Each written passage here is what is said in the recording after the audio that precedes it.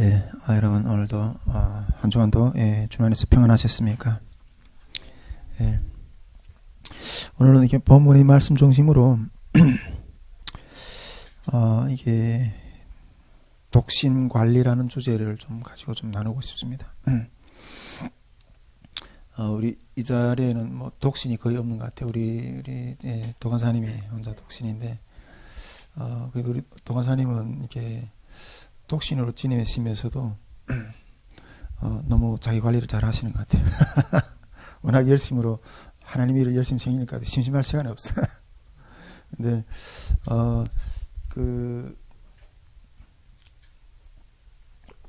지금은 다 하나님의 은혜로 가정을 이루고 또 발려서 함께 삶의 길을 걸어가고 자녀도 낳고 이렇게 살고 계시지만은 우리 가운데는 다 그래도 혼자서 고독의 시간들, 이런 시간들을 가졌을 때가 각 사람들에게도 다 있었으리라 이렇게 봅니다. 저도 이렇게 혼자서 지낼 때가 꽤 있었던 것 같아요. 근데 나름 그 관리를 하려고 이렇게 몸부림치고 그랬었지만은 잘 그렇게 막 그 바람직하게 하지 못했을 때도 있었던 것 같아요. 그렇게 잘 독신 생활을 잘 하지 못했던 때도 있었던 것 같아요. 그래서 맨날 그냥 결혼하기 전에는 나를 결혼하게 해달라고 결혼시켜달라고 막 강구하면서 예, 그랬던 때가 있는 것 같아요. 예, 오늘 그래서 이게 이게 독시로 있는 분들이 자기 관리에 대해서 신앙 안에서 자기 관리를 하는 것이 어떤 방법을 하면 좋겠는가, 이런 부분들에 대해서 좀 이렇게 좀 나눠보려고 합니다. 제가 요즘에 보니까 우리 탈북민들 가운데 또 주변에 보니까 이렇게 독신으로 이렇게 지내시는 분들이 참 많으신 것 같더라고요.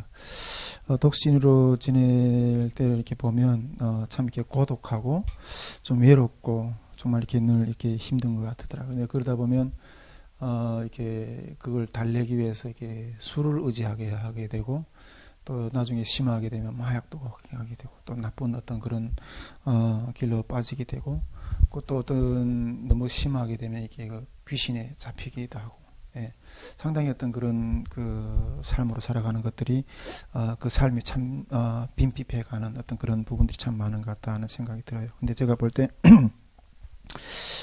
이런 독신적인 삶은 이 공동체 사회보다는 이 개인주의 사회에서 이런 현상이 더 많은 것 같다, 이런 생각이 좀 듭니다. 제가 전에 우리 선교에서 이렇게 처음 이렇게 그 기도회를 시작할 때부터 제가 독일 통일 강의를 이렇게 쭉 했다고 그랬잖아요. 우리 송혜선 목사님 그때도 이렇게 한번 이렇게 들으셨을 것 같기도 한데 이게 들여다 보면 이게 독일 통일도 쭉 보니까 동서독이 이렇게 분단이 되었을 때는 동독 주민들이 그런 것들을 못 느꼈다가 통일이 되면서 이 동독은 이렇게 사회주의 문화권이잖아요. 이렇게 공동체적인 어떤 그런 마인드, 이런 것들을 가지고 많이 살던 사회였는데, 서독의 어떤 이 개인주의 사상, 이런 서독 위주의 통일이 되다 보니까 뭐 통일이 좋은 점도 있었지만은 이렇게 개인들의 삶을 좀 더 이렇게 빈핍하게 만드는 어떤 그런 모습도 있었구나 하는 것들을 이렇게 보게 되더라고요.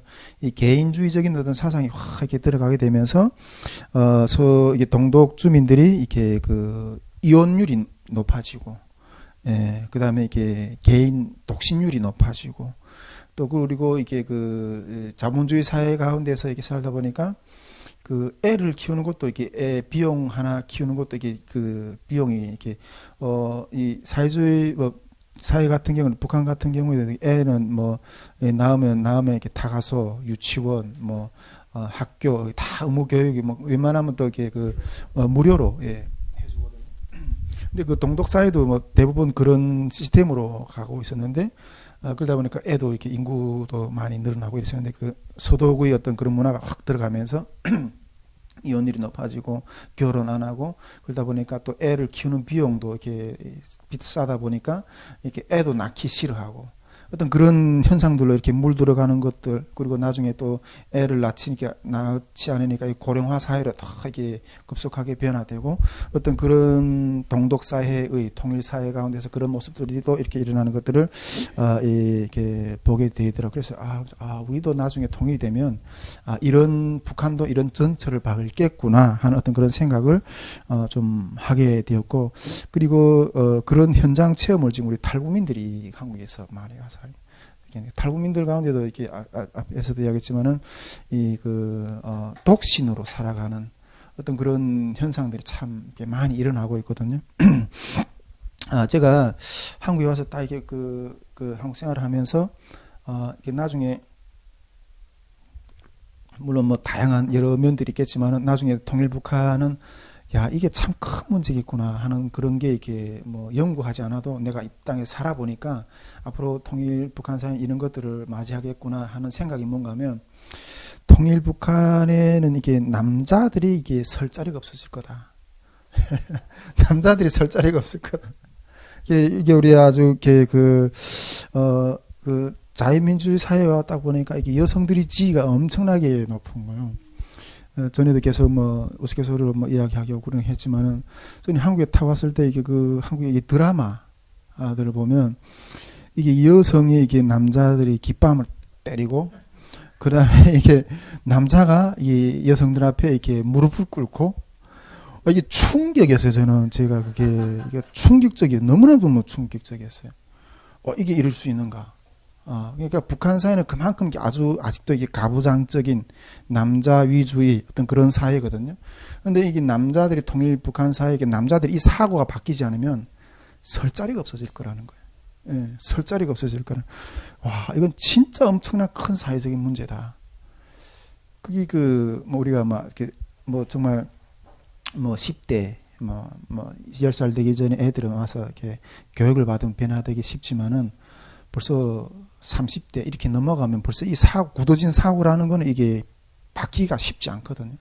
이게 엄청난 큰 사회적인 문제가 될 거다 하는 생각이 들고, 일례로 말하자면 정말 한국 탈북민들 가운데도 북한에서 이렇게 좀 고위급으로 있던 사람들이 여기 와서는 그때 있던 그 직업을 가지고 여기서 사용해야 할 수가 없는 거예요. 그러다 보니까 아주 북한에서는 우대받으며 살았는데, 여기서는 아주 이렇게 그냥 알코올 중독자로 그냥 이렇게 그렇게 지내는 모습들도 적지 않게 보게 되고, 북한 사회도 아마 통일이 북한 사회도 그렇게 될 거라는 어떤 생각도 좀 이렇게 하게 되는데,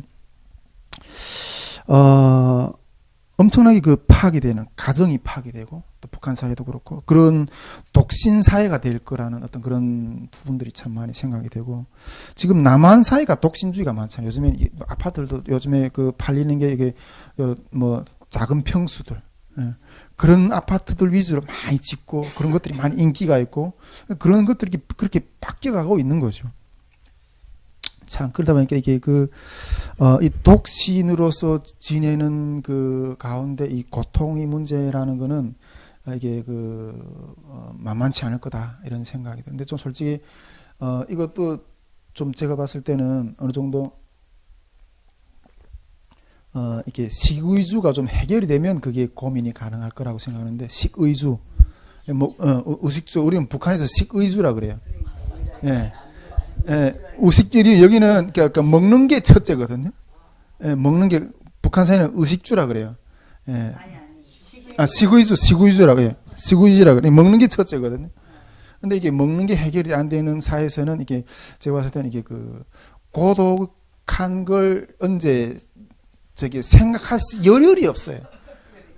다 나가서 어떻게 해서나 살기 위해서 발버둥 쳐야 되니까. 근데 이게 어느 정도 이렇게 먹고 쓰고 사는 어떤 그 문제 해결된 사회에서 이렇게 나오는 어떤 그런 현상이 아닐까, 1차적으로는 좀 그렇게 생각하는데, 어쨌든 제가 한국에 와서 좀 중국에서도 좀 그런 문제를 좀 경험하기도 하고, 한국에 와서 저도 그런 문제를 경험했었어요. 예. 진짜 중국에 있을 때는 정말 이렇게 말도 모르는 그런 땅에 혼자서, 아무 어떤 그런 인간적인 어떤 그런 인맥도 없는 그런 사회에서 혼자서 떨어지다 보니까 정말 이렇게 너무너무 외로웠고, 나중에 속으로 이렇게 내가 자작실에 섰는데, 이 홀로 가라고 하신 이 세상이 원망스럽다고, 혼자서 걸어가는 것 같은 어떤 그런 마음 때문에 너무 외로웠었는데, 뭐 기독교 교회사나 기독교 역사를 쭉 이렇게 배워 보니까 성인들은 이렇게 또 고독을 일부러 즐기라고 이렇게, 그 가운데 어떤 깊이가 있다고, 그 가운데 하나님을 만나는 어떤 깊은 어떤 그런 이렇게 영성이 있다, 이렇게 말도 하는 성인들이 어떤 그런 명언도 이렇게 좀 들어보고 이렇게 했지만은, 근데 그게 일반적인 것 같지는 않아요. 예. 저도 진짜 이렇게 이 땅에 살아오면서 물론 다 각자의 어떤 삶의 무게와 짐들이 다 있고 그 무게 하나하나가 다 가볍지는 않겠지만은, 저도 정말 엄청난 그 지병을, 죽음에 가까운 그런 지병도 알아보고, 정말 이렇게 정말 깊은 결핍도 느껴보고, 정말 그 인간으로서의 어떤 그런 이하의 어떤 그런 오해도 좀 받아보고, 많은 오해 가운데서 이렇게 지내보기도 하고, 고독도 느껴보고, 중독, 알코올 중독, 뭐 이렇게 니코틴 중독, 뭐 이런 중독 현상도 많이 이렇게 해보고, 불면증, 정신질환 같은 어떤 그런 현상도 많이 느껴보고, 그런 이 경험을 좀 많이 했어요. 근데 그게 결국은 홀로 가는 어떤 그런 것 가운데서 이게 나타나는 어떤 그런 열매들인데, 이게 진짜 잘못되면 귀신까지 잡혀가지고, 귀신에까지 잡혀가 정말 사람을 완전히 이렇게 나락에 떨어지는 어떤 그런 어둠의 어떤 그런 이 열매들을 낳게 하는 것들이, 이게 자기 관리가 잘 안 될 때, 독신으로 해서 그 자기 관리가 잘 안 될 때, 그런 참 암담한 어떤 그런 환경까지 빠지는 어떤 그런 현상도 일어날 수 있겠다, 이런 생각을 좀 이렇게 해보게 됩니다. 저는 그래서 한국에 와서 이렇게 혼자 있을 때 그 고독을 이렇게 다스리기 위해서 좀 스스로 노력을 좀 했던 것 같아요. 고독을. 처음에는 인간이란 건 제가 보니까 이렇게 뭔가 본질적으로 같이 교제를 하는 어떤 그런 존재인 것 같아요. 어떤 대상하고. 그것이 가장 가깝게는, 그러니까 1차적으로는 사람이죠. 인간과 인간과의 관계. 근데 솔직히 어떤 면에서 또 이게 아이러니한 거는 또 이게 관계가 힘들어서, 또 이렇게 많이 삶의 문제가 힘들어지고 이러는데, 어떤 면에서 보면 또 이 관계 때문에 관계를 대상으로 해 사는 것이 인간이라는 그런 생각이 좀 들거든요. 저는 근데 그런 관계할 대상이 없으니까, 한국에 왔을 때 처음에 관계할 대상이 없어서, 처음에 제가 그걸 그 마음을 어디다 쏟았는가 하면, 처음에 한국에 왔을 때 집에서 화분을 키웠어요. 모든 정성이 그냥 화분에 가는 거예요. 이게 지금 다 들어와서 이렇게 물을 주고, 뭐 이렇게 어떻게 해서나 이렇게 겨울에는 베란다에 놓으면 추울까봐 그것도 옮겨다가 또 이렇게 햇빛이 제일 잘 들어오는데, 그러니까 혼자 있을 때는 그 화분이 있잖아요. 진짜 잘 폈어요. 근데 나중에는 그 화분이라는 대상에서 다른 대상으로 이렇게 또 그것보다 좀 더 가치 있어 보이는 대상으로 다 옮겨질 때가 있었는데, 그때 차가 생기니까, 오토바이가 어떤 생활의 필수적인 어떤 그런 요소 때문에 오토바이를 사기도 하고, 또 이게 차를 사기도 하고, 차를 운전하니까 그다음부터는 그 관심의 대상이 차에 가는 거예요.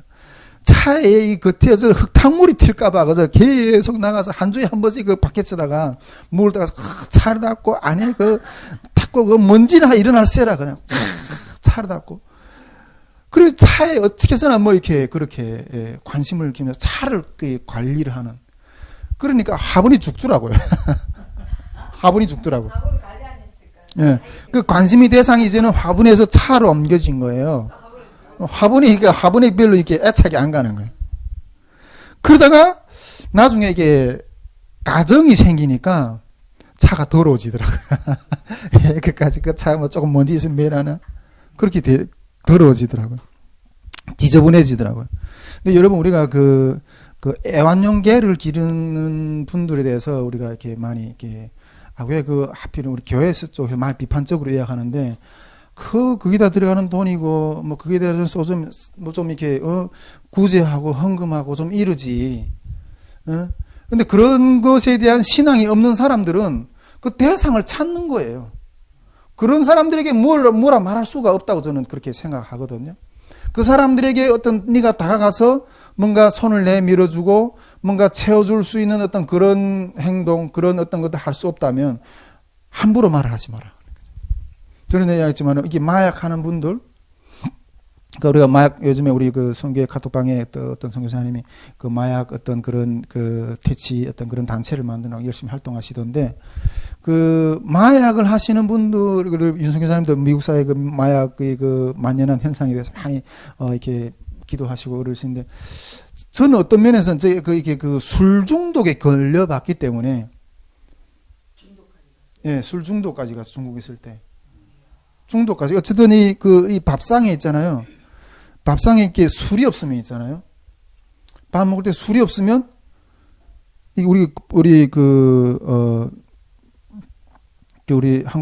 우리 한국 사람들은 이게 밥상에, 일반적으로는 밥상에 국이 없으면 뭔가 허전하잖아요. 김치 없으면 허전하잖아요. 이거 허전한 거예요. 먹히지 않아. 근데 그 물어보니까 중독자들이 이거는 알코올 중독 초기 증상, 어떤 그런 증상이라고 그러더라고요.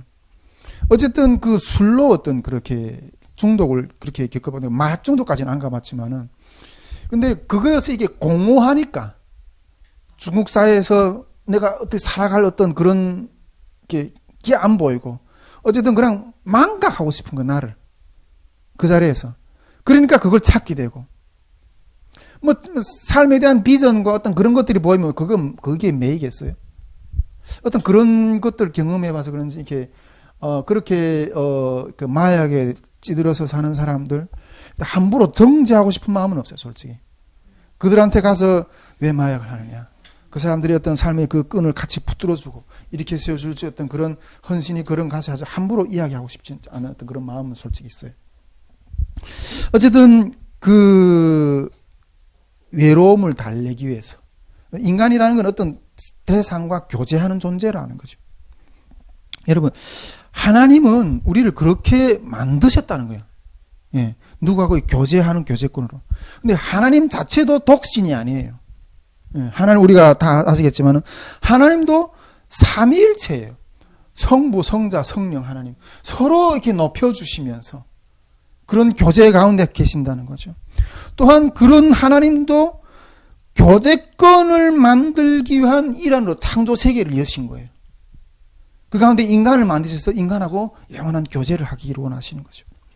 그래서 하나님은 그 자기하고 교제를 하고 싶은 그 인간을 만드셨고, 그 인간하고 관계 가운데 첫사랑의 순위가 하나님이 되기를 원하는 거예요. 그 가운데 뭐가 끼어드는 걸 원치 않으세요. 그 가운데 뭐가 끼어드는 것이 우상이고 죄인 거예요. 할렐루야. 예. 그런 하나님이 자기 형상대로 인간도 만드셨어요. 예. 그러다 보니까 그 인간도 교제의 대상과 나눔을 하기를 원하는 그런 존재인 거예요. 예. 그게 속성이에요. 본질이라고 저는 생각하거든요. 만약 우리가 이렇게 생각해 봅시다. 창조주 하나님과 연합하면 되지, 뭐 또 그렇게 외로움을 탈 수 있느냐. 이렇게 이야기할 수도 있는데, 그러나, 하나님과 우리 영적인 교제고, 하나님 우리 영적인 존재잖아요. 하나님 우리 영적인 대상이고 이렇지만은, 하나님의 영의 역사도 육신을 터전으로 해서 그 가운데 하나님이 영광을 드러내시기를 원하세요, 하나님도. 할렐루야? 영이 거하는 터전이 육체인 거예요. 우리가 우리 총신에서는 좀 이렇게 영육 이원론적인 그런 사상을 되게 이렇게 싫어하거든요. 이 보수교도 안에서는. 그러니까 우리가 이렇게 막 이렇게 너무 영적인 것만 추구하고 육신을 아주 이렇게 멸하고, 육신은 아주 이렇게 천한 걸로, 이렇게 카톨릭의 어떤 그런 이렇게 사상처럼 이렇게 영만 이렇게 우월한 거고, 육신은 아주 이렇게 열등한 것으로, 이게 다 이게 서양 철학의 어떤 그런 뿌리들이잖아요.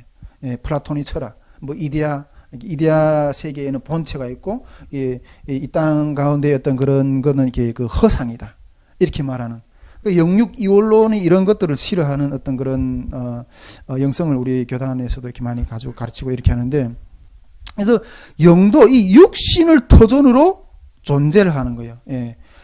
그래서 하나님이 영도 육신을 터전으로 삼기를 원해요. 예수님의 이름이 뭐라 그랬죠? 임마누엘. 우리가 영원히 동행하기를 원하신다는 그런 뜻도 있지만은 하나님 우리와 영원히 함께 하신다는 거죠. 자기 백성과 함께 하신다고 있지만은 그런 뜻도 있지만 우리가 나중에 계시록에 보면 예수님이 이렇게 이 땅의 하나님이 이 땅의 모든 어떤 그런 창조 세계 다시 이렇게 다시 거듭나게 하실 때 하나님이 그 백성 가운데 함께 거하신다 이러거든요. 예. 지금 우리 성전 가운데, 교회 가운데 하나님이 나오신다. 이렇게, 외형적으로 그렇게 지금은, 이렇게 그런 상태 가운데서 우리가 하나님을 향해 나가지만은 이 땅이 완성되는 그날에는 하나님이 직접 우리 가운데 거하시는. 즉, 영이 우리의 터전 가운데 거하시는. 여러분, 영이라는 것은 육체를 터전으로 해서 존재해요. 할렐루야? 예. 네. 그런 원리로 보면, 우리 신수령 권사님이 계속 영적 싸움을 많이 하시는데, 사단도 자기 거처지를 원해요. 사단이 왜 자꾸 우리 공격하는가 하고 이걸 좀 이상하게 생각하지 마세요. 사단도 자기가 거할 장소를 찾기 위해서 들어오는 거예요. 예수님의 영도, 하나님의 영도 우리 거할 장소를 찾기 위해서 오시고 우리 가운데 거하셔서 함께 살아가는 거예요. 사단도 영이잖아요. 자기가 거할 집을 찾는 거예요. 그 집을 점령해서 거하면 그게 사단이 잡힌 거예요. 이게 똑같은 원리인 거예요. 예. 그러나 그 사단의 영이 거하려고 할 때는 우리가 뿌리쳐야 돼요. 어떻게 해서나 그 영이, 그 악한 영이 우리 이 삶에, 우리 육신이 터전을 잡지 못하도록 생각이든 어떤 공기든 그냥 쫓아내버려요. 그리고 하나님의 영이 성전 삼게 할 수 있도록 그 영에 계속 우리 내드리도록. 이게 영육이 이게 분리가 될 수가 없어요. 이거는 분리가 될 수가 없어요. 하나님은 이런 영적 원리에 맞게 또 이렇게 오늘 말씀해 보니까 사람도 이게 짝으로 창조하셨어요. 짝으로.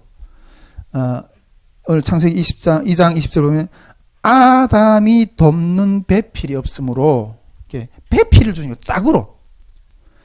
표준 번역 성경에 보면 그러나 그 남자를 돕는 사람 곧 그 짝이 없었다 이렇게 말해요. 짝이 없었다고.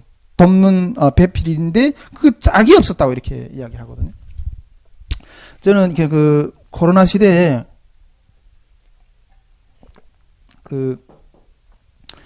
코로나가 한참 시작할 때 제가 이렇게 힘들어서 혼자 지냈었잖아요. 우리 송혜선 목사님 옆에서 보셨지만은 너무 힘들더라고 혼자서 지내는 게.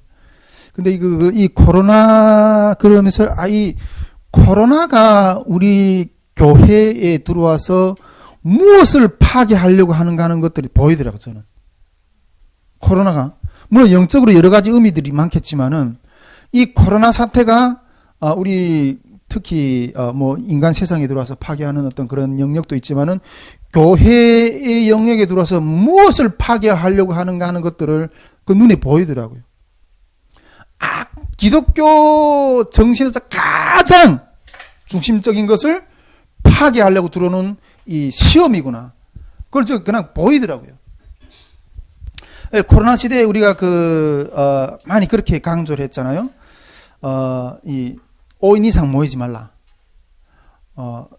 미국에서는 어떻게 사회적으로 코로나 정책을 어떻게 실천했는지 제가 잘 모르겠지만 뉴스로나 잠깐 듣고 이랬지만은 아마 한국보다는 그렇게 심하지는 않았던 것 같아요. 한국보다 중국은 더 심했던 것 같고 다 격리. 예배도 아무리 그렇게 큰 교회도 이렇게 몇 명만 모여서 해라. 처음에 그런 어떤 규정이 떨어져 있잖아요. 그러면서 논리가 뭔가 하면 어떻게 해서나 이 기존 기득권 교회들은 모여서 예배 드리는 걸 주장하는 그것을 비판하는 게 우리가 다 들었잖아요.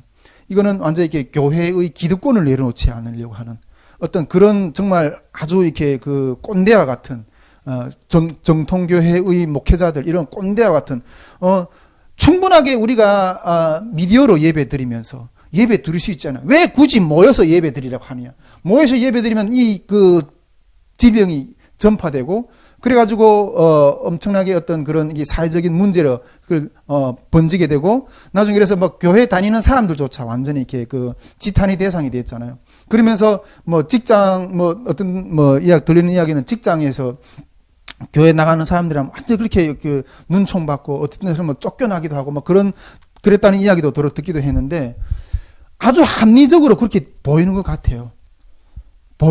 그러나 그럴수록 우리가 뭔가 이렇게 뭐 제가 봤을 때는 그럴수록 나가서 모여서 예배 드려야 된다는 거죠. 왜냐하면 이거는 뭐 하나님 앞에 예배 드리는 것을 예배 드리는 멈추는 어떤 그런 행위에 있다는 게 아니라 그건 두 번째라고 저는 생각해요.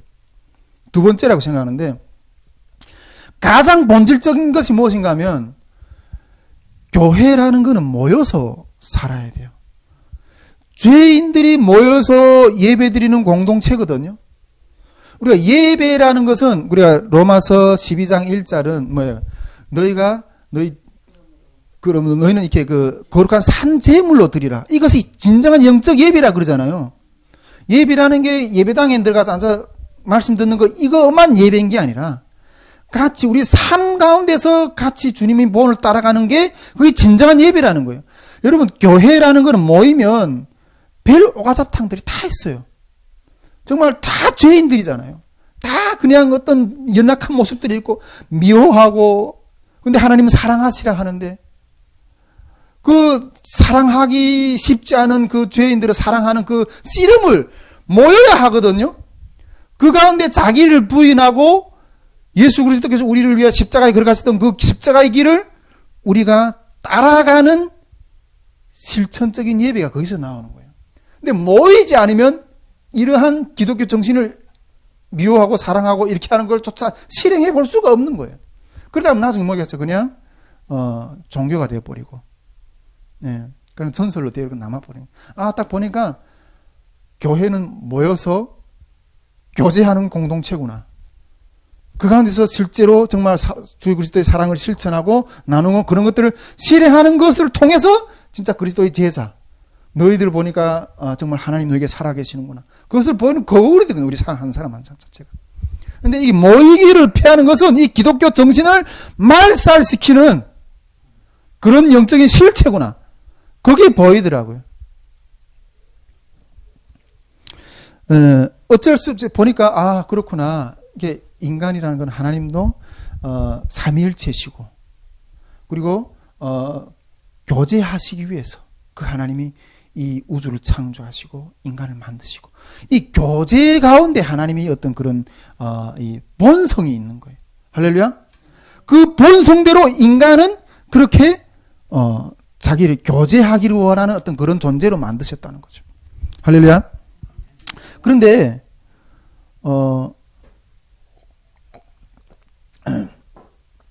우리가 지난주에도 우리 윤성 기사님하고 뭐 이렇게 결핍에 대해서 간단하게 이렇게 좀 교제하고 이렇게 하고 있는 그런 시간도 좀 있었는데 뭐 어쩔 수 없이 결핍으로 인해서 홀로 있다. 그러면 그때의 자기 관리를 우리가 어떻게 해야 되느냐 하는 문제를 좀 이렇게 좀 다뤄보고 싶은 거예요. 저는 결핍이 있다면 내가 만약 결혼을 못했다면 그것이 결혼할 수 있도록 기도해야 된다고 생각해요. 그것이 채워질 수 있도록 하나님 앞에. 그것이 가장 본질적인 해결이라고 생각하는데 그리고 아직 그런 상황이 못됐다면 같이 교제하는 어떤 정말 선하게 교제할 수 있는 그런 공동체에 들어가야 된다고 생각해요. 혼자 있는 건 정말 위험하다고 생각하거든요. 들어가야 된다고 생각하는데 그럼에도 불구하고 혼자서 자기의 어떤 그런 부분들을 관리를 해야 되는 어떤 그런 상황이라면 그런 것들을 우리가 좀 한번 좀 고민해보자 하는 거예요. 제가 보니까 이 앞에 서두에서 이야기했지만 이 그 공동체 사회에서는 이런 것들이 좀 이렇게 문제가 좀 크게 대두되지 않는 것 같은데 특히 이 개인주의 사회 같은 경우에 이런 독신 어떤 그런 상황이 많고 그리고 또 우리 현재 우리 탈북민 성도들을 많이 만나다 보면 이렇게 독신으로 지내면서 이렇게 하는 어떤 삶의 어려움들이 있는 모습들도 많이 보이고 자 그러면 이런 독신으로 피차받기, 술주받기 이런 상황 간에서 우리는 어떻게 신앙적으로 자기 관리를 잘 해서 주님이 그 때를 다 지난 후에 주님의 그 우리에게 채워주시는 그런 결핍들을 하나님의 응답을 또 기도 응답으로 이렇게 채우면서 그 완성으로 나갈 것인가. 그 전에 독신으로서의 어떤 신앙생활을 하는 부분들을 어떻게 우리가 잘 하면서 나갈 것인가. 그런 부분들 좀 이렇게 같이 고민해 보고 싶은 거죠. 저는 이렇게 그 독신 생활의 모델을 이렇게 그 가톨릭 신부나 이 숙녀님들 속에서 좀 이렇게 좀 잘 배울 수 있지 않을까. 개인적으로 뭐 가톨릭을 이렇게 뭐 그러는 건 아니지만은 그런 부분들을 좀 이렇게 우리가 좀 이렇게 모방해서 자기 관리법을 배워야 되지 않느냐 이런 생각을 좀 하게 됩니다. 제가 이게 그 기독교 영성사를 쭉 공부하면서 우리 선교에서도 기독교 영성사를 쭉 이렇게 같이 그때 한번 공부했었는데 그때 좀 같이 묵상했던 그 부분을 좀 다시 한번 좀 나누고 싶은데 기독교 영성사를 쭉 공부하면서 우리 중세 기독교의 영성은 우리가 수도원 영성하고 이렇게 떼놓고 이렇게 생각할 수가 없잖아요. 예, 수도원 영성. 저는 뭐 계속 그런 이야기도 하는데, 만약 우리가 중세 시대에 수도원이 영적인 어떤 그런 깨워지는 어떤 그런 운동이 일어나지 않았더라면, 이 종교 개혁도 일어날 어떤 그런 환경이 못 만들어졌을 거다. 이렇게 생각하거든요. 그러니까 이게 그 종교 개혁이 일어난 정신적인 바탕에는, 신앙의 바탕에는 수도원의 영성을 많이 이어받은 어떤 그런 부분들이 많다고 저는 이렇게 개인적으로 이렇게 판단하는데, 그 수도원 생활에서 독신 관리의 비법들을 좀 이게 많이 찾아보게 되는 것 같아요. 이 수도원에서 보면 이렇게 숙녀나 신부들은 자기 생활을 하는 것을 보면 특히 이게 수도원 일과 가운데서 그런 것들을 많이 이렇게 볼 수 있을 것 같아요. 수도원 일과를 한마디로 정리한다면 이게 리듬이라고 말할 수 있어요. 리듬을 따르는 생활. 리듬이라는 것은 이게 그 우리 수도원 초시기부터 기독교 시간을 바탕으로 해서 이 리듬을 이렇게 수립을 해서 리듬을. 기독교적인 시간관이라고 했을 때는 하나님이 천지를 창조해서 하루가 되니, 그러니까 첫째 날이라고 그러잖아요. 둘째 날, 셋째 날 이렇게 있잖아요. 그 날이 엿새가 모여서 한 주가 되고, 그리고 제7일은 안식을 했잖아요. 이런 날들이 반복이 돼서 한 주가 되고, 또 사계절, 계절이 반복이 돼서 1년이 되잖아요. 그리고 그 1년이 70번이 반복이 되면 인생이 되는 거예요. 70번이 반복이 되면 이런 리듬을 따르면서 평정을 찾았다는 거죠. 기독교적인 시간관을 통해서. 또 우리가 그 이스라엘 그 히브리인들이 연간 리듬을 보면 유월절, 오순절, 초막절, 그 유대인들은 세 개의 절기를 가지고 이렇게 예루살렘에 올라가서 예배를 드리잖아요. 그러면서 이 세 개의 절기를 지키면서 자기들이 신앙을 지켰던 거죠. 어떻게 보면 이게 이 리듬의 의미를 통해서 이렇게 오순절, 뭐 유월절, 초막절 이런 날들을 통해서 이렇게 그 예루살렘에 올라가서 그 날들을 기억하면서 오순절의 의미를 기억하고 유월절의 의미를 기억하고 초막절의 의미를 기억하면서 그들을 위한 하나님의 은혜의 역사들을 이렇게 기억하면서 하나님 앞에 나갔던 거죠. 예. 이런 리듬이 기독교적인 시간관이 이렇게 수도원 그 일과 가운데도 이렇게 구성이 되어 있는 거죠. 구성이 되어 있는 거죠. 여러분, 그렇다면 이제 그 뭐 한 주, 그 다음에 1년이 70번 빠지면 이렇게 인생이 된다. 이런 모든 그 70년이라는 어떤 뭐 그보다 역사는 더 길겠지만은 그런 것들 한 사람의 일생이라면 그 한 사람의 일생에서 하루, 그러면 그 가장 작은 단위는 하루잖아요. 가장 그 작은 단위는 하루인데 그 하루는 그러면 어떻게 이루어졌느냐? 수도원 일과 가운데서 들어보면 기도와 노동이에요. 기도와 노동인데 우리가 여기서 특별히 또 이게 수도원이 기도 생활 일과를 보면 수도원 생활의 중심은 성무일도라고 그래요. 성무일도. 다른 말로 말하면 이 성무일도란 말을 다른 말로 말하면 이게 시간전례, 그러니까 시간 예배예요. 예, 시간 예배인데, 즉 이 성무일도라는 것은 시간 예배인데, 즉, 다른 말하면 이렇게, 풀어서 말하면 정해진 시간을 따라서 예배에 나가는 것을 말해요. 정해진 시간을 따라서.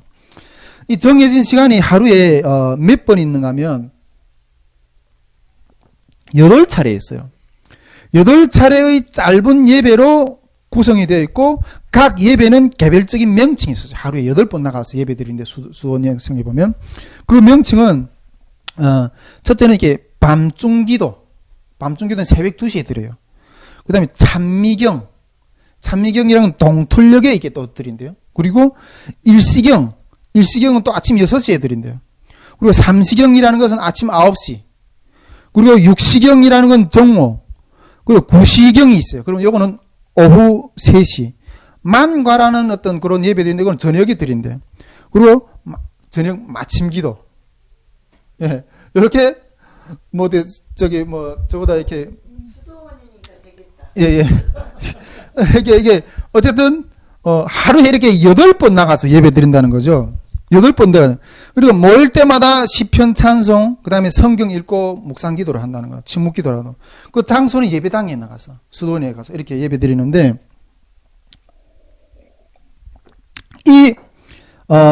성무일도는 이 성무일도를 통해서 하루 동안 수시로 하나님을 생각하는 대로 나를 이끌어준다는 거예요. 하나님을 수시로 여러분, 성무일도는 하나님을 주목하게 해요. 우리가 하루, 물론 이렇게, 어떤 목사님은 내가 목회자가 된 것을 참 감사하다고 이렇게 생각한다. 왜 그렇게 감사하게 생각하는가 하니까, 이거는 어떻게 해서는 직업상 말씀을 묵상할 수밖에 없잖아요. 직업상 말씀을 묵상할 수밖에 없잖아요. 근데 일반 성도들은 하루 종일 나가서 먹고 사는데 이렇게 하나님을 하루 동안 생각하는 게 어떤 때는 요만큼도 정말 1분도 생각하지 못하고 그냥 살아갈 때도 아무리 그렇게 신앙이 좋다 할지라도 세상 사는 게 너무 바빠서 1분도 생각 못하고 살아가는 게 다반수라는 거예요. 근데 그 목사님은 직업상 이거는 말씀을 묵상해야 돼. 그래서 감사하다는 거예요. 근데 우리가 이렇게 수도원 영성이라 이거 배울 건 배워야 된다고 생각해요. 그러니까 이게 어쨌든 내가 하나님 앞에 나아가는 시간을 묶어놓은 거예요. 이거 인간이라는 건 방종해서 하나님을 스스로 생각하기가 힘들거든요. 그래가지고 아예 그냥 이 시간은 하나님이고야 하고 그냥 묶어놓는 거예요. 그 시간을. 여러분, 안식일을 왜 하나님이 지정해 주셨어요? 일주일 동안 너네 마음대로 살아. 그런데 이 날은 하나님의 날이야? 이건 아무것도 하지 마. 이 날은 하나님만 기억해 나가. 인간은 육신이라 영적인 존재를 하지만 연약하기 때문에 묶어놓지 않으면 이게 집중이 안 돼, 하나님 앞에. 예. 그러면서 이 성무일도를 통하여 하루 동안 수시로 하나님을 생각하는 데를 이끌어준다는 것. 그리고, 사람을 창조하신 목적, 구원자, 공급자 대신 하나님에 대해서 묵상하고, 그리고 그 하나님의 영광을 위해서 헌신하고, 그걸 되뇌이면서 그 하루에 8번. 얼마나 그게 피곤해요, 그게. 그러면서 그거 나가서 무식적으로 나간다는 거예요. 여러분, 이 시간전례의 능력은 이게 보통이 아닙니다. 우리 성경에서 보면 다니엘도 하루 3번 묶어놨어요. 우상한테 이렇게 절하는 어떤 그런 것도 알면서도 이건 하나님이고요. 나가서 그냥 예배 드린 거. 그래, 어떻게 사자굴에서도 이렇게, 사자에 먹히지 않는 그런 역사를 이렇게 해놓고, 우리가 베드로도 정해진 시간에 성문에 올라가다 그 안전뱅이를 고쳤어요. 그리고 정해진 시간에 기도하다가 하늘에서 보자기에서 이렇게 그 짐승들이 내려오는 어떤 그런 것들을 환상을 보고 고넬료의 집에 가서 이방인의 그 성령 역사를 여는 역사들이, 여러분 이게 정해진 시간에 어떤 이거 어마어마한 게 저는 능력이라고 저는 생각하거든요. 한 수사는 이런 말을 했다고 해요.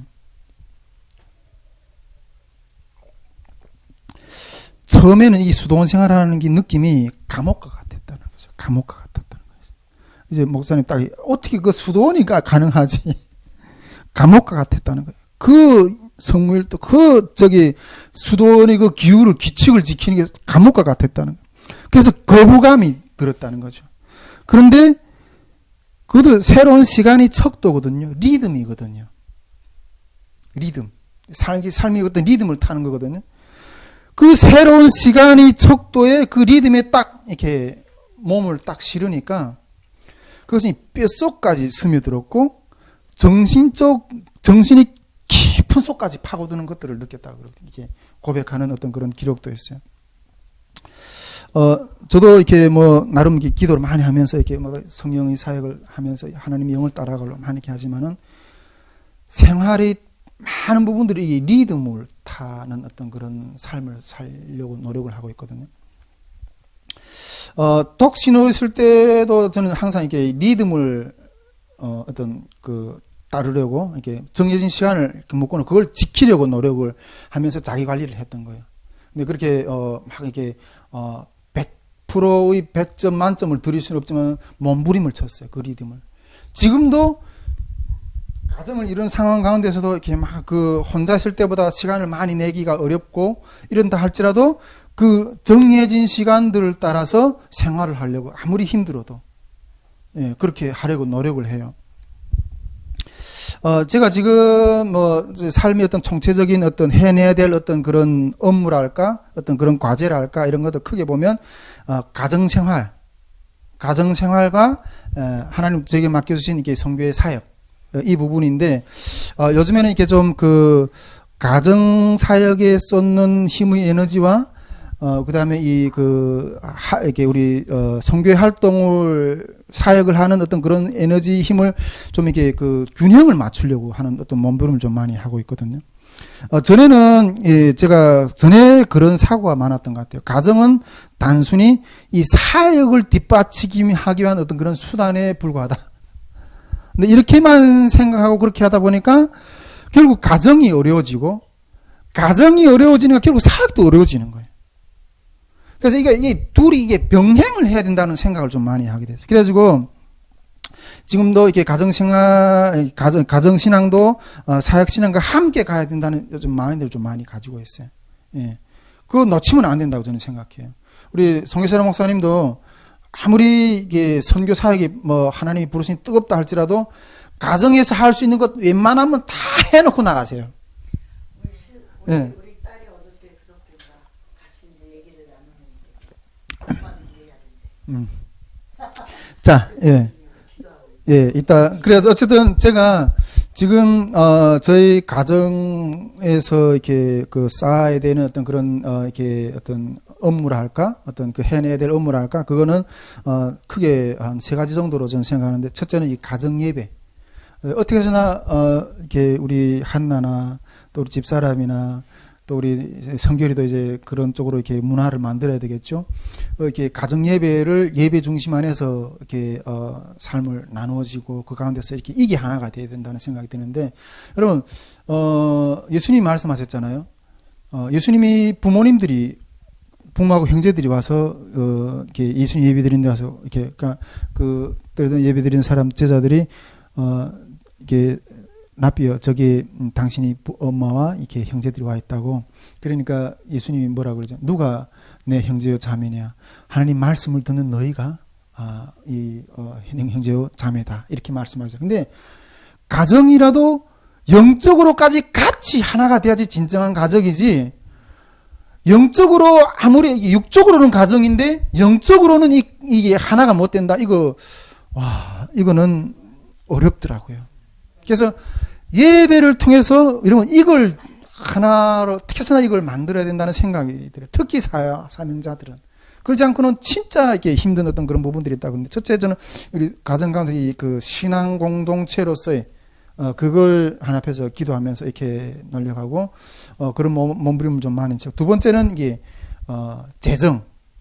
재정적인 부분도 정말 이렇게 가장이라면 이게 엄청난 어떤 그런 부담이고 이걸 책임져야 된다는 마음이 있어요.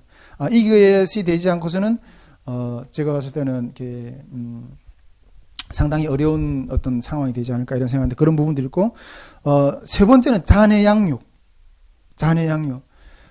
이게 30대 초반에는 정말 못 모르고 애를 낳아가지고 이랬었는데 이제는 그래도 저는 자녀는 이렇게 양육해야 되겠구나. 늦자식이 떨어지지만은 이렇게 좀 해보고 싶은 어떤 그렇게 정말 바르게 해보고 싶은 어떤 그런 마음들이 있는데 이게 크게 말하면 이게 우리 가정에서 제가 감당해내야 될 어떤 그런 이게 역량들 그런 과업이라고 생각하고 사역의 영역에서는 선교회 사역 영역에서는 뭐 우리가 계속 나누는 부분이지만은 학교 사역을 많이 좀 이제는 선교회가 좀 그쪽으로 많이 나가야 된다고 생각하고 그다음에 우리 스텝들 활동을 통해서 두 가지를 중점을 두거든요. 학교 활동과 스텝들 활동. 이걸 중심으로 선교회 사역을 이렇게 감당을 해야 된다고 이렇게 생각하는데 이런 활동을 가지고 이 가정 영역과 이 선교회의 활동을 가지고 이 통일 선교의 준비를 감당해 나가는 그런 영역들을 이렇게 세워가야 되는 것이 전국적인 목표인데 저는 이런 것들을 실천하기 위해서 하루 일과 일주일 일과 1년 일과 이런 것들을 세부적으로 구분해 놓고 이렇게 구분해 놓고 그걸 이렇게 실천하려고 하는 거예요. 첫째는 이렇게 하루 일과를 보면 이렇게 새벽 기도 시간, 그 하루 일과 그 다음에 한 주의 어떤 일과 이런 것들 가운데면 새벽 기도는 하루에 얼마 분량을 차지하고 그 다음에 사역 시간은 내가 일주일에 얼마만한 이렇게 시간들을 여기다 할애할 거고 그 다음에 밥 시간, 그 다음에 자기 개발 시간, 그 다음에 자녀 교육 시간, 그 다음 집 청소 시간, 잠자는 시간, 휴식 시간 등등등. 이게 아주 세분화하게 이게 집에 가면 제가 뭐 지금은 뭐 근데 웬만하면 제가 다 이게 일주일 일과표를 앞에다 딱 걸어놓고 그걸 지키기 위해서 계속 그렇게 하고 있거든요. 이렇게 세분화해놓고 그리고 구체적인 이게 새벽 시간, 요거는 새벽 시간이다, 요거 식사 시간이다, 요거는 사역 시간이다, 요거는 개발 시간이다, 요거는 자녀 교육 시간이다, 요거는 예배 시간이다. 그래서 그것을 지키기 위한 싸움을 하는 거예요. 그것을 지키기 위한 싸움을, 그 시간들을 그 리듬을 다 기계적으로 그냥 지키려는 싸움을. 그 시간을 어떻게든 지키려고서. 이렇게만을 한다면 여러분, 이 고독이라는 게 나한테 들어가서 내 삶을 갉아먹을 자리가 없어요. 고독이라는 게 내 삶을 갉아먹을 자리가 없어요. 이럴 때 이렇게 시간 관리를 쪼개서 하고 나가면 이렇게 시간 관리를 쪼개서 하는 종국적인 목표는 그리고 하나님 나라의 참여거든요. 이 모든 것들의 영역을 쪼개서 하는 하나님 나라의 참여인 거예요. 여러분 이게 그렇게 하게 되면 이제는 이게 사단이 우리 막 공격하잖아요.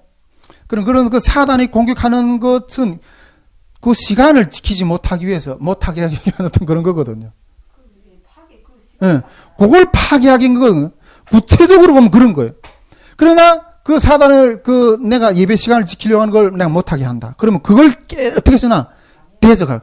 그러니까 사단을 대적하는 게 아니라 저는 구체적인 대상이 생기는 거예요. 내가 목적이 생기는 거예요. 예배 드리는 거. 그 다음에 어떤 내가 청소하면 여러분, 청소도, 아까 이렇게 수도원 영성이 뭐라 그랬어요? 기도와 노동이라 그랬잖아요. 청소, 일, 다 이게 노동이잖아요. 노동이 왜 영성이냐? 이거 엄청 깊은 문제예요. 뭐, 거기까지 오늘 이야기하기엔 좀 그렇고, 어쨌든 이 목표를 세워놓고 리듬을 지키는 거예요.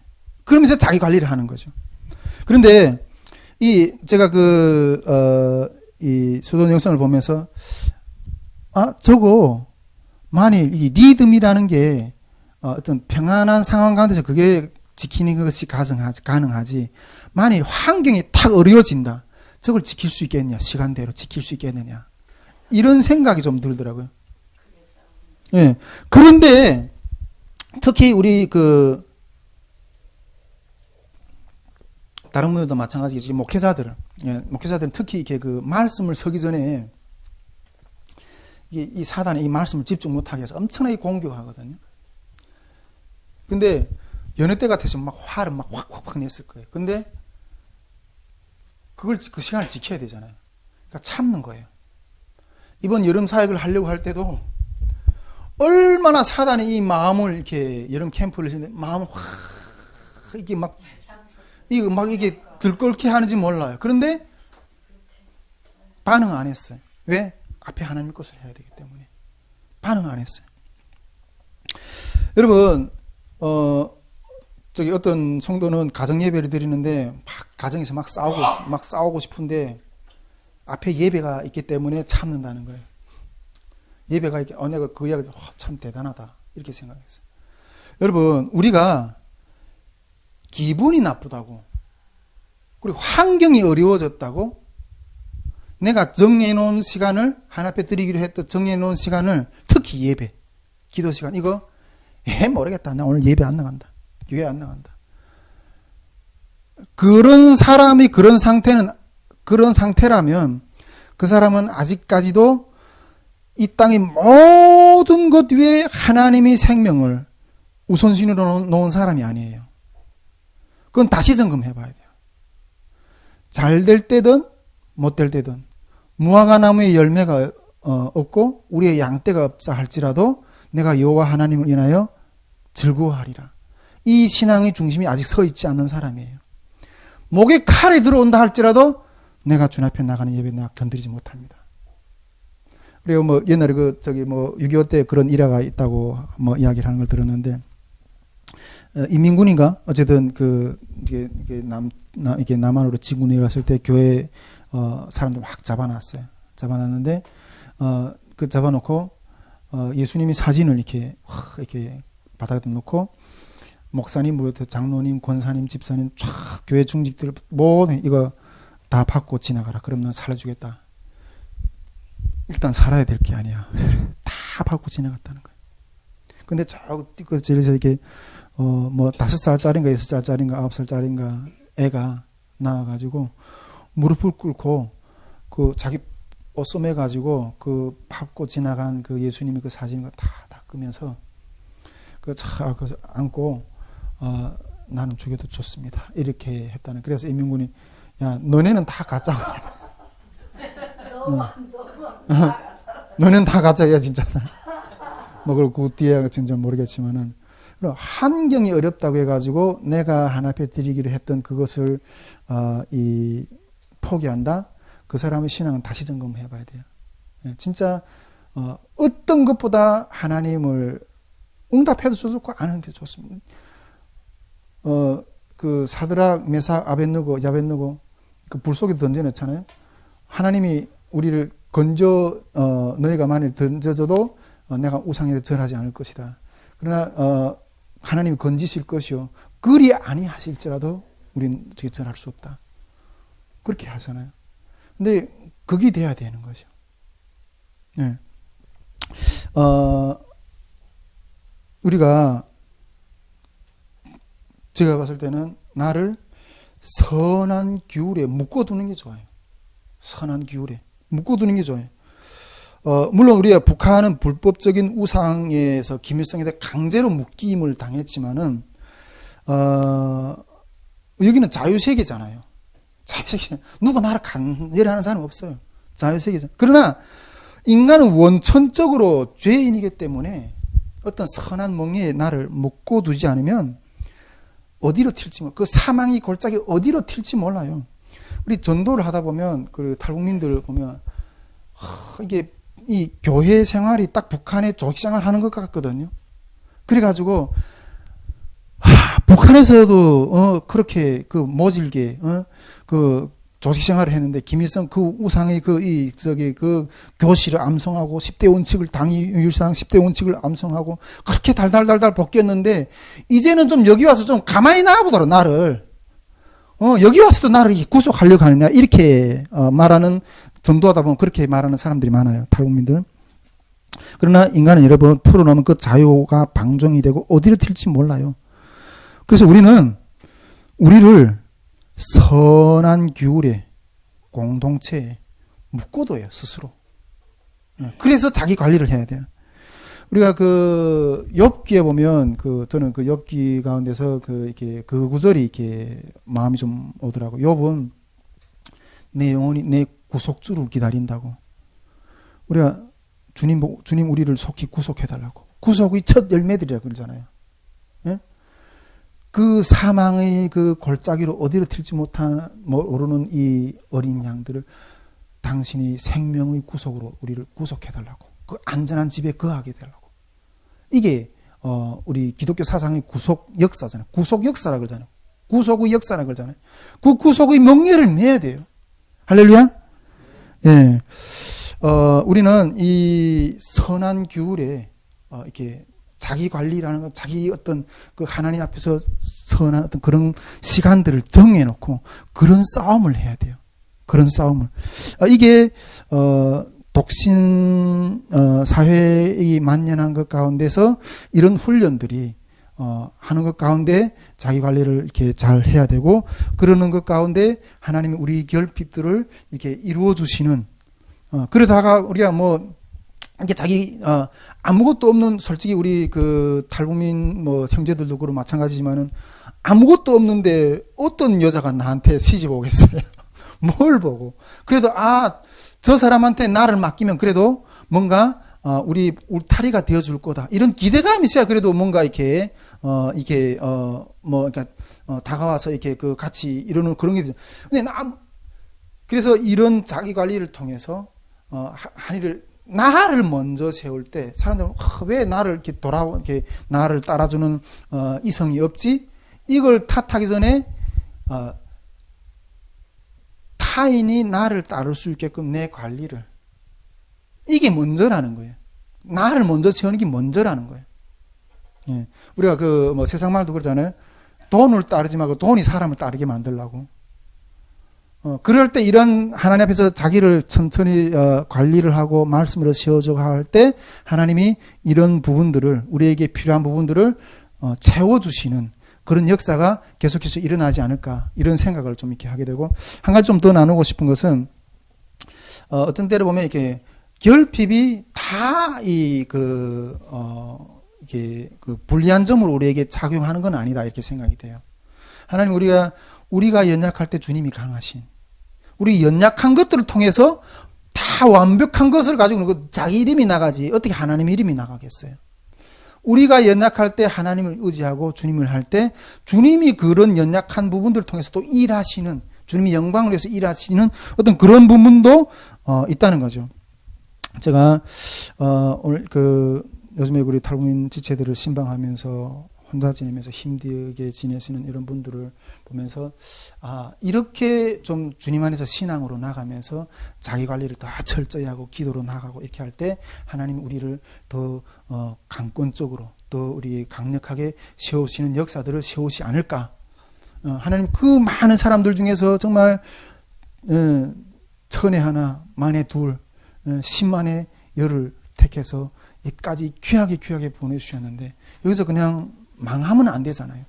주님 안에서 주님을 의지해서 잘 관리해서 쓰임을 받아야 될 거 아니에요. 그러한 역사들이 우리 탈북민 사회 가운데 그러한 지체들이, 그런 힘든 가운데 있는 지체들이 있다면 믿음으로 잘 일어서 자기 관리를